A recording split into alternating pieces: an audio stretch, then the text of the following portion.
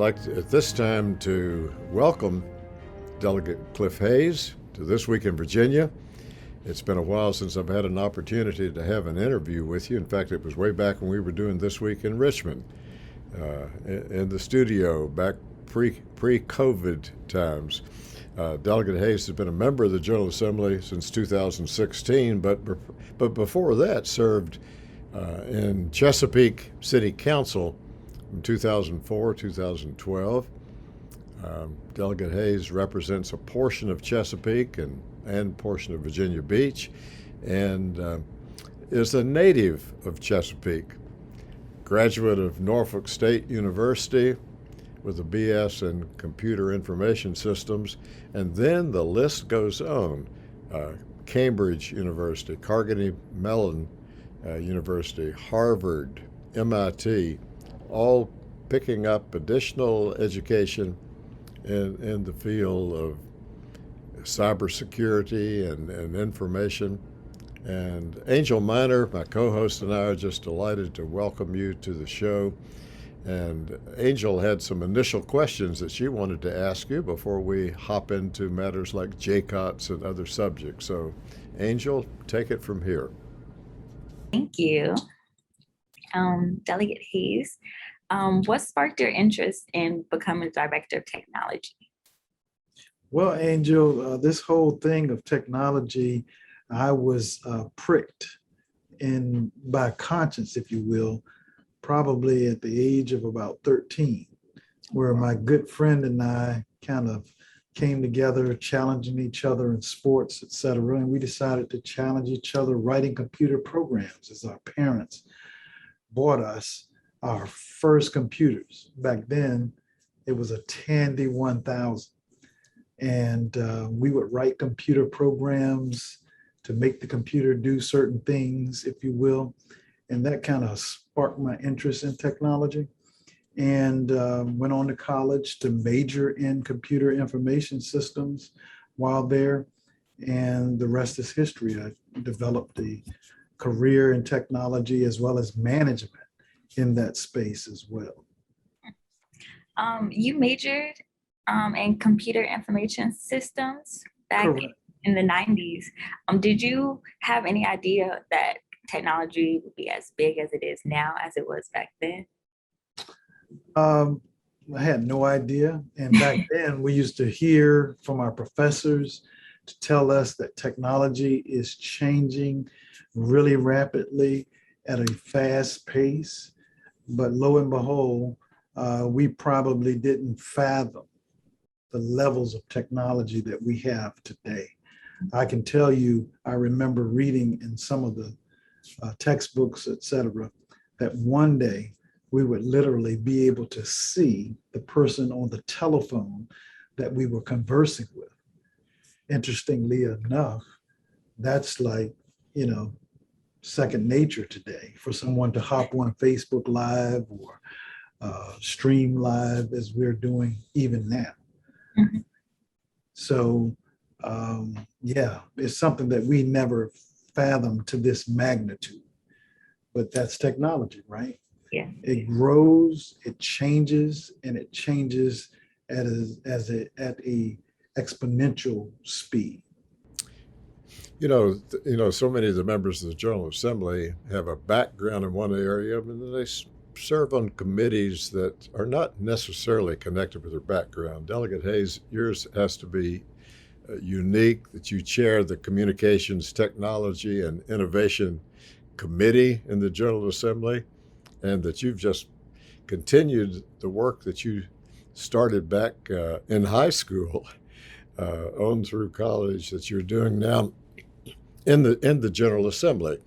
We really, when we talked with your staff about getting you to be our guest, wanted to have most of the show about JCOTS and the Joint Commission on Technology and Science. I know your standing committee does a tremendous amount of work, but I think that among the commissions that the General Assembly established, JCOTS goes way back to the 1990s, that they even started this commission.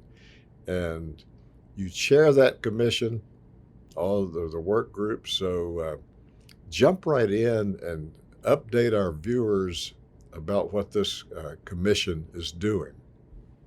Yeah, Dave, as you've noted, there is a difference between the standing committee in which I chair, Communications, Technology, and Innovation, in which we look at all legislation during the confines of a General Assembly session. All things technology, communication, and innovation, those oriented bills come before the committee in which I'm so blessed to chair. The difference in that and the JCOTS Commission, the Joint Commission on Technology and Science, primarily what our focus is there on studying technology issues. There are many things, as you know, Dave, that cannot be handled within the confines of a General Assembly session. And many of these topics, many of the legislators just cannot wrap their minds around in a 30, 45, or 60-day session. And so we need to study many of those issues, study them in a way that it will flush out a lot of the good information and produce products that we can actually share with members of the General Assembly so that they can make informed, intelligent decisions when it comes to technology issues. And so that's what JCOTS actually does. There are many issues that we're studying now, one of which we've just gotten back a hard copy of and will be presented at our August 12th meeting. And that is a report and a study by the Virginia Academy of Science, Engineering, and Math, in which these profound research scientists from around the Commonwealth, from some of our greatest institutions, our universities, have been studying coastal flooding and the impacts that it has. And the interesting thing, most importantly, is not only have they studied the issue, but we asked for them to give us some recommendations on how to deal with this situation, and how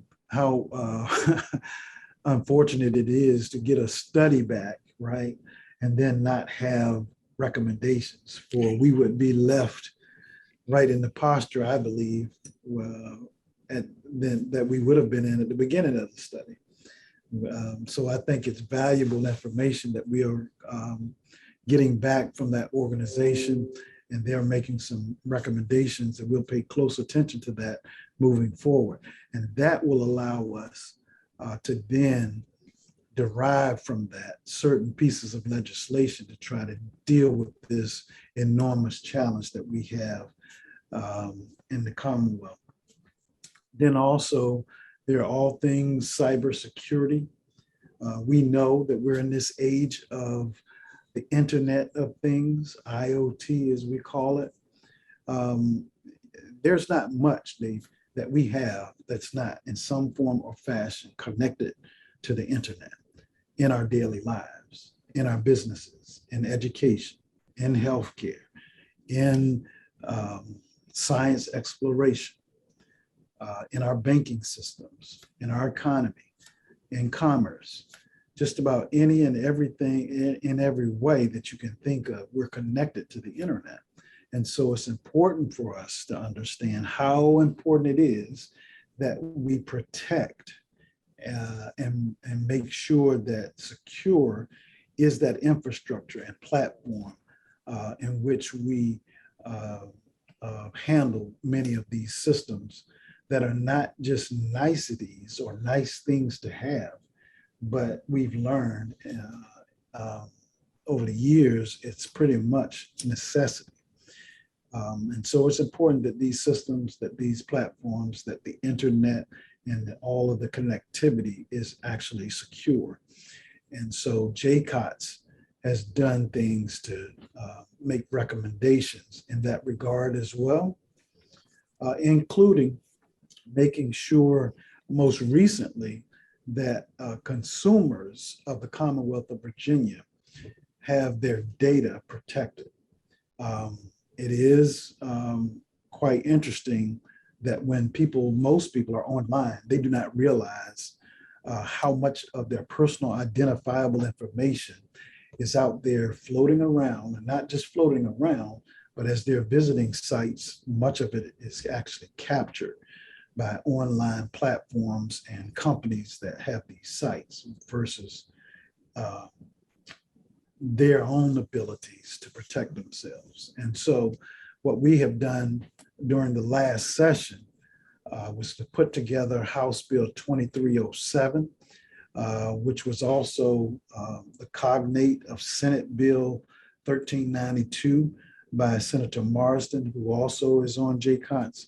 So that bill plus the bill that I carry, House Bill 2307, says that Virginia consumers should have the right to know what's being collected about them when they're online. Not only should they have the right to know what's being collected, but they should have a right to correct any erroneous information that's out there about them. And they should have a right to delete that data. And then certainly, most certainly, in the case of an egregious act of these online providers and controllers of our data, if they are selling your data for profit, then you have a right to say, I want to opt out of that. I don't want my information sold. And so that was a bill that an issue that JCOTS looked at last fall. And we actually took it up during the General Assembly session, and it passed resoundingly out of both chambers. I think in the House, it was 89-9, I think it was, and out of the Senate, something like, I believe it was 39-0 initially. And so it has strong support. So that's an indication for us that our legislators understand the importance of protecting the data that belongs to our consumers. And we ought to be a leader in this regard, in all things technology, all things the internet, all things cyber, all things broadband, all things education that's tied to the online world.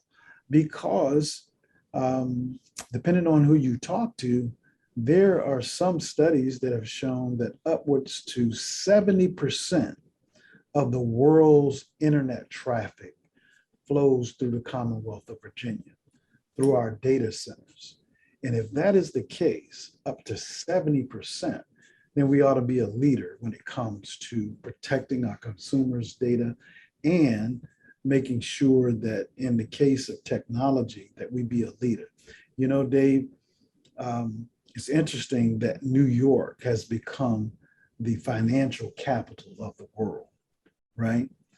And if we know it's because of the institutions and the focus and the practitioners that are there in New York to handle financial situations, then why can't Virginia be the information, data protection, and all things processing and controlling of data capital of the world, the internet capital of the world? And so we're going to do everything we can to put a shoulder to the wheel to make sure that that is just the case here in the Commonwealth. When it comes to broadband, that is an issue. Broadband accessibility. For too long, we have kind of tap dance around the areas and concerns around broadband expansion and whether or not it's needed. But I think COVID has shown us in many ways, as I said earlier, access to the internet is not just a nicety or a neat thing to have. It's a necessity. And it's a necessity not just to connect, but to connect at high speeds so that we can be productive as we download information, as we share information. That type of capacity is just too important for us to leave some Virginians behind. You know, if I could jump in on that, you mentioned an August date, and we want to underscore that about August 12th. a meeting that will be hybrid. It will be in person as well as available. People can connect remotely. But prior to that, you'll be coming back in the General Assembly August 2nd for a special session. And I think there's already some discussion maybe out there going on about broadband. I wanted to pick up on that there's, I don't know how it is in Chesapeake and in Virginia Beach. Hopefully everyone's got broadband, but I'm not sure. But as you know, and we know, there are pockets throughout the Commonwealth where it's not available. And I don't know how those students got through this past academic year, really. I don't know how they were able to do it without having broadband. So I'm thinking that you're on the appropriations committee, so you're going to be putting on a different hat and serving on trying to work with the governor and the General Assembly to determine how to spend some money, federal money, over $4 billion, and then there's a mention of over $2 billion more expected revenue that was at the end of the last fiscal year. So broadband has got to be one of the subjects that you'll be dealing with. Absolutely. I think we know back in the last century, so much was emphasized early on about, I've read somewhere where the farmers were talking about the next big thing, right? They were excited about the possibility of having power and electricity in the areas and where they were. Well, I'm here to say today that the next big thing, or it's not even the next big thing, it is the big thing, is broadband connectivity. Yes. Angel, as you've looked over those different work groups, as one jumped out at you that you would want to ask Chairman about? Yes. Could you explain a little bit more about the work groups that came out of JCOPS, like the children's online protection and the facial recognition with law enforcement? Sure. So with the children online protection, that is a study that we have that will be going on during the summer months right on into the fall, with recommendations for legislation next January for our regular session that will help protect our children when they're online. As we know, as I said before, the internet and its connectivity is not just about being neat or nice to have, but more so a necessity. And with the number of people who are online now, not just with full desktop computer architecture, but also on our mobile phones. And our children are carrying these devices, they're online, they're surfing, they're researching, they're having fun, they're doing any and everything online. And it's important for us to bring forth recommendations and things that can help protect them while being online. And in the case of the facial recognition and law enforcement, we had intended to have that as a study, but I'm not sure how that's going to unfold going forward, because we did have legislation last session that actually passed to say that in law enforcement, when it comes to facial recognition technology and software, in order for law enforcement at any level, any type of organization that's a state entity, or a local entity, you're going to have to notify your board, if you will. So in the case of a city government, their city council has to know if the police department is going to be or plans to use.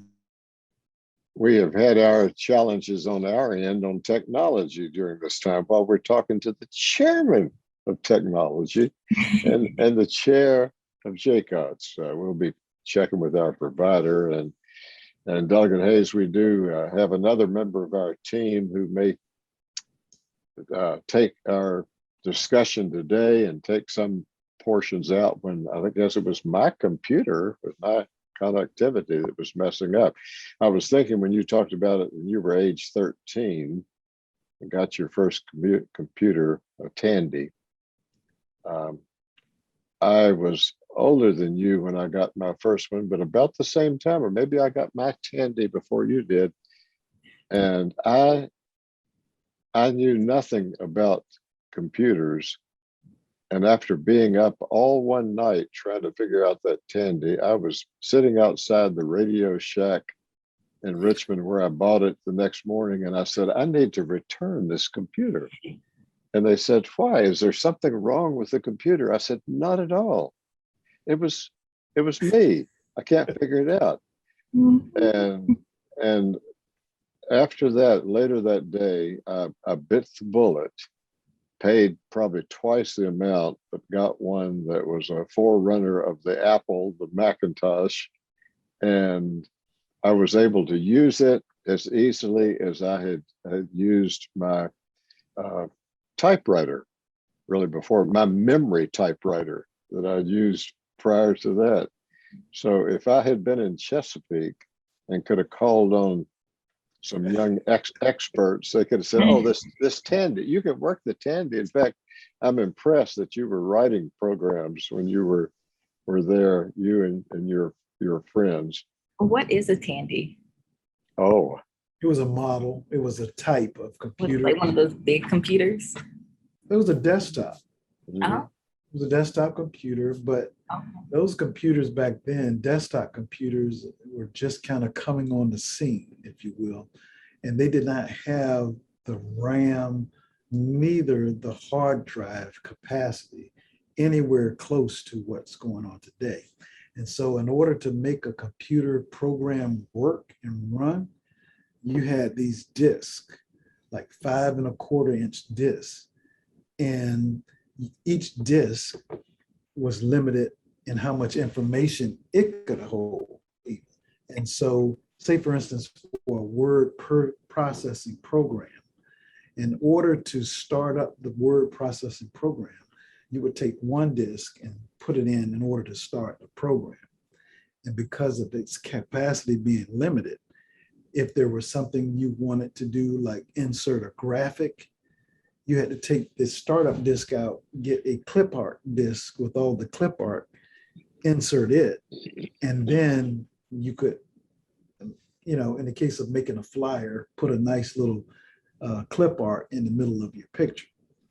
Then when it was time to print, Right. you would have to take that out and put your print disk in, and then choose what type of printer you had, and then the computer could handle those instructions for printing, and then you could print your flyer out. And lo and behold, I don't know of anybody that had a laser printer back then. We all had dot matrix printers. The printers would feed long streams of paper through the printer with these little tractor fed holes, and it would pull the paper through the printer. And then it only printed one line at a time. So it made a noise like bzz, bzz, bzz, as it was printing out your document. And then finally, you would have this black and white dot matrix finished product. And you were just so excited to have this little image on a sheet of paper. My, have we come a long way. Yeah, a long way. That sounds like a lot. And even the internet, when it first was widely used amongst individuals, much of it was just text. So you could only just kind of send a text message or an email to people. And then a website would have only text material on it. And then someone came up with the idea of trying to put images onto websites and web pages. And through hypertext markup language, or HTML, we call it, you could begin to develop pages that had pictures on it. Well, that required more capacity, these images that were being shared over the internet. lo and behold, came the time when we started saving video and sending video images over the internet. So you can imagine the capacity was needed to grow. And then now, as we are doing right now, came streaming, where you could, in live format for an hour or 4 hours, sit there and communicate with one another back and forth in a business setting, when it's not just one entity there using the capacity or the pipe. The entire organization is online and using things.